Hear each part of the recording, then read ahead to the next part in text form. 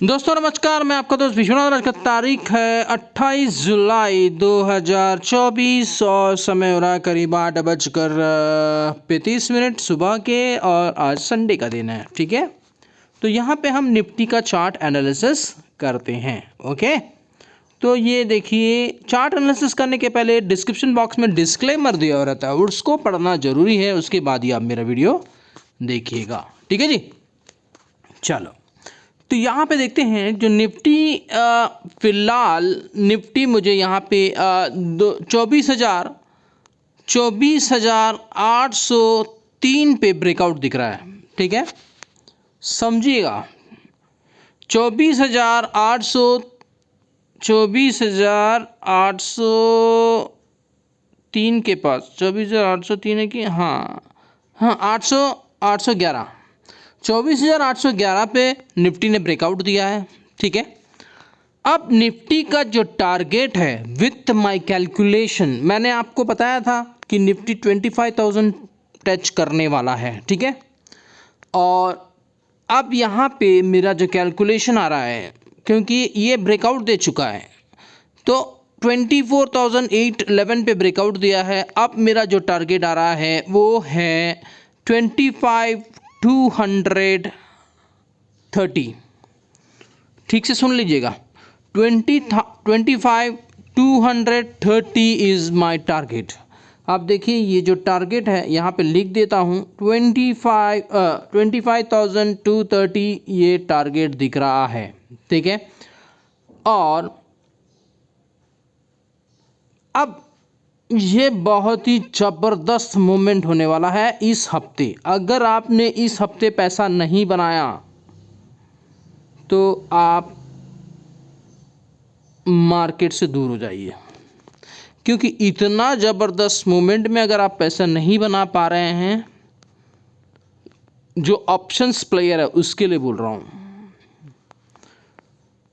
आप अगर पैसा नहीं बना पा रहे हैं तो आपसे बड़ा बेवकूफ़ कोई नहीं होगा। ठीक है, क्योंकि यहाँ मैं पहले ही आपको एडवांस में बता रहा हूँ कि निफ्टी कहाँ जाने वाली है।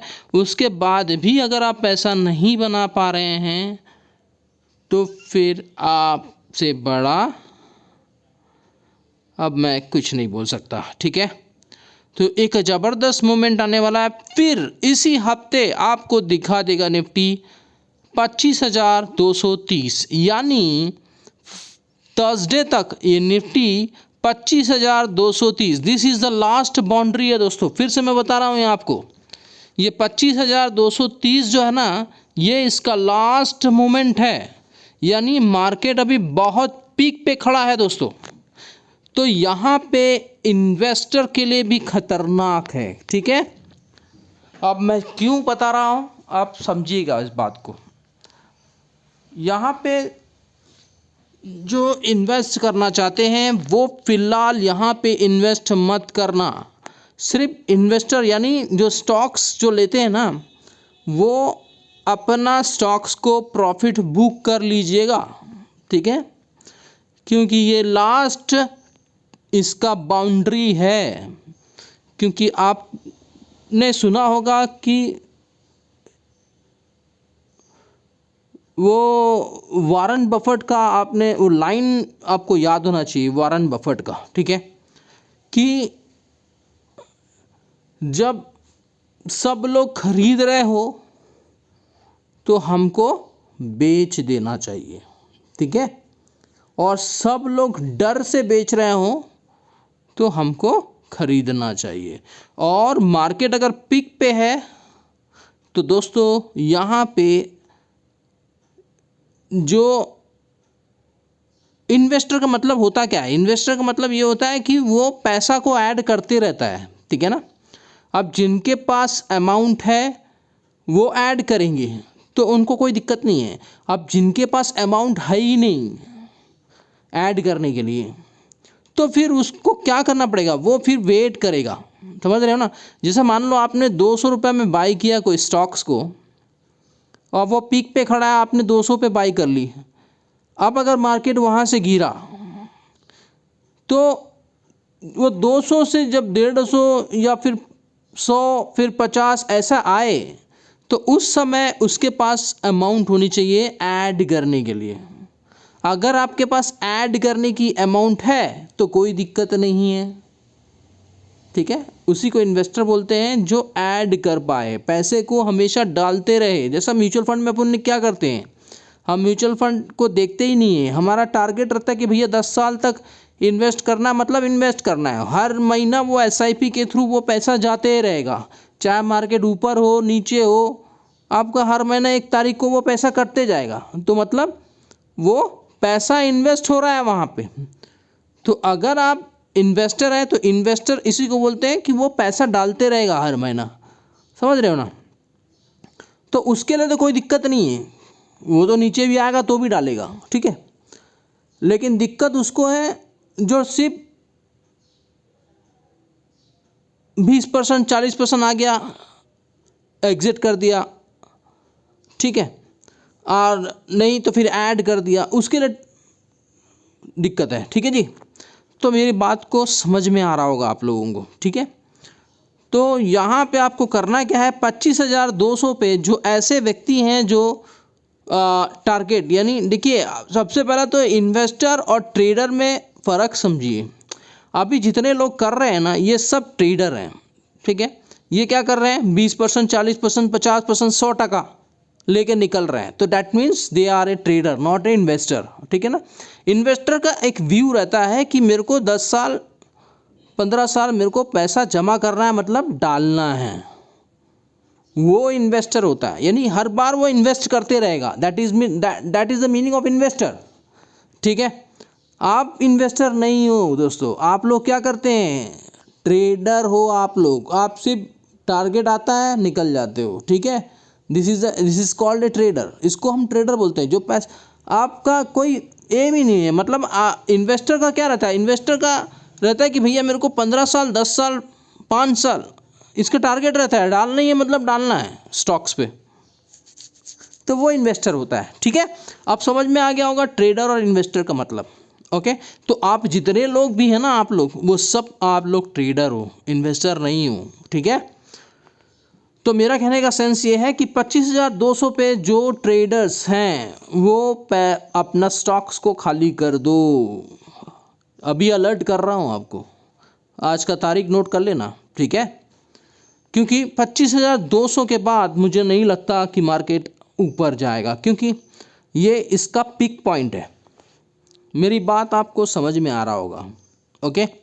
वीडियो थोड़ा बड़ा बन रहा है, थोड़ा सा समझिए। जो जो नॉलेज आपको दे रहा हूँ उसको अपने नॉलेज में उसको एक्टिविटी करना है, ठीक है। तो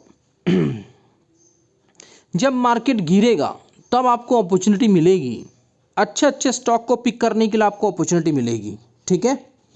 तो अभी फ़िलहाल जितने भी आपने स्टॉक ले रखा है, अच्छा खासा आपका प्रॉफिट बन रहा है, तो वो प्रॉफिट को निकाल लीजिए, ठीक है जी। कब, जब 25,200 को टच करेगा तब, ठीक है। अब 25,200 के बाद एक बार बहुत ही बड़ा फॉल आने वाला है दोस्तों, ठीक है। समझ रहे हैं मेरी बात को, बहुत ही बड़ा फॉल आने वाला है।